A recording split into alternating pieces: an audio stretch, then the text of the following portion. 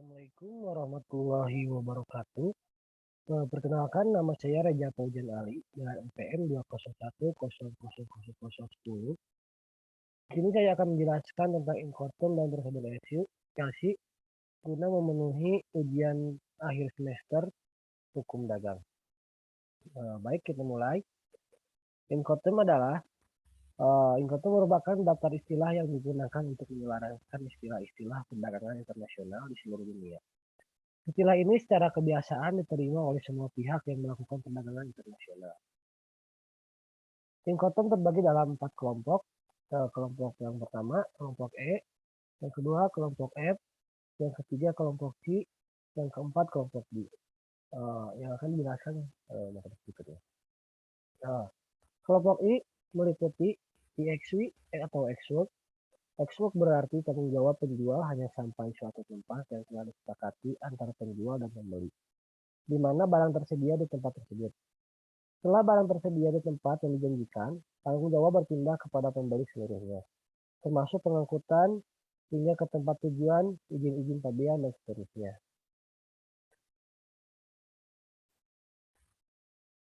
Kemudian kelompok F meliputi public carrier atau pada tempat yang dijanjikan. PCA berarti tanggung jawab penjual adalah sampai penyerahan barang-barang yang dimaksud pada suatu perusahaan pengangkutan yang akan mengantarkan ke tempat tujuan. Pengangkut yang disebut karir dijanjikan oleh pihak penjual dan pembeli di dalam kontrak. Kemudian ada free alongside ship. Sesuai namanya, ini hanya berlaku untuk pengangkutan laut dan air. FIAS berarti tanggung jawab penjual adalah sampai ketika barang tiba di sisi kapal yang telah ditentukan oleh pembeli. Kemudian ada free on board. Free on board juga berlaku hanya pada pengangkutan laut dan air. Tip OB berarti tanggung jawab penjual sampai ketika barang tiba di atas kapal atau telah diangkut sampai ke atas kapal yang telah ditentukan pembeli. Kemudian kelompok C meliputi cost and trade atau CTR. CTR berarti tanggung jawab penjual adalah untuk menghubungi pengangkutan dan membayarkan biaya angkut yang dimaksud sampai ke pelabuhan tujuan yang dijanjikan dalam kontrak. Penjual juga mengatur bagaimana barang tersebut diangkut sampai berada di atas kapal dan membayar biaya menaikkan barang sampai ke kapal yang dimaksud. Kemudian ada cost, insurance, and trade. CIF harus dibandingkan dengan CTR. Karena pada prinsipnya, CIF dan CTR sama. Hanya saja CIF menambahkan kewajiban penjual untuk membayarkan biaya asuransi kelautan, umumnya sebesar harga dalam bukti pembelian invoice ditambah 10%. Kemudian ada CPT atau Sharing Paid to. CPT sama seperti CTR, hanya saja berlaku untuk semua moda transportasi. Maka penjual turut bertanggung jawab untuk menaikkan dan membayar biaya penaikannya, termasuk mengatur dan membayar biaya pengantaran barang sampai ke pelabuhan tujuan.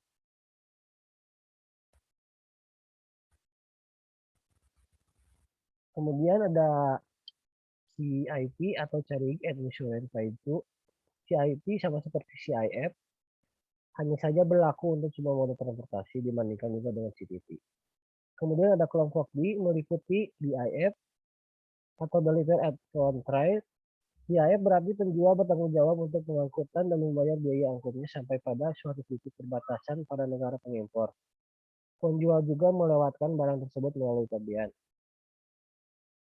Kemudian ada Deliver Exit.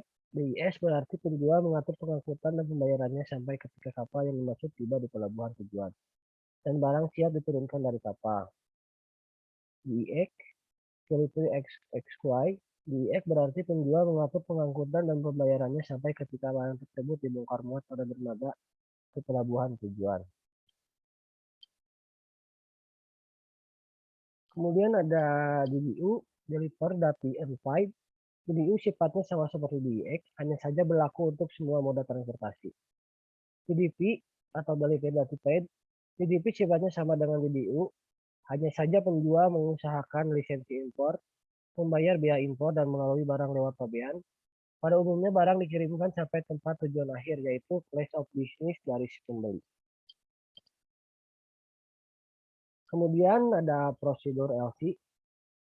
Proses dan langkah-langkah LC diantaranya yang pertama, negosiasi jual beli, kemudian pembeli mengajukan LC, bank memeriksa pengajuan LC nasabah, apabila bank setuju nasabah wajib setor jaminan, LC ditujukan kepada bank penerus, advising bank meneruskan LC ke produsen, kemudian produsen mengirim barang, produsen menyerahkan dokumen pengiriman barang kepada advising bank, advising bank tidak langsung memberikan pembayaran sebagai bank penerus, selanjutnya advising bank meneruskan penagihan kepada issuing bank.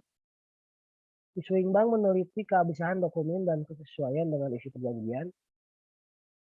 Setelah dinyatakan sah, issuing bank melakukan pembayaran melalui advising bank. Advising bank meneruskan pembayaran kepada produsen. Kemudian yang terakhir, buyer membayar tagihan kepada issuing bank. Cukup sekian yang dapat saya sampaikan. Mohon maaf bila terdapat banyak kesalahan, karena kan saya juga sedang belajar. Sekian, wabillahi taufiq wal hidayah. Wassalamualaikum warahmatullahi wabarakatuh.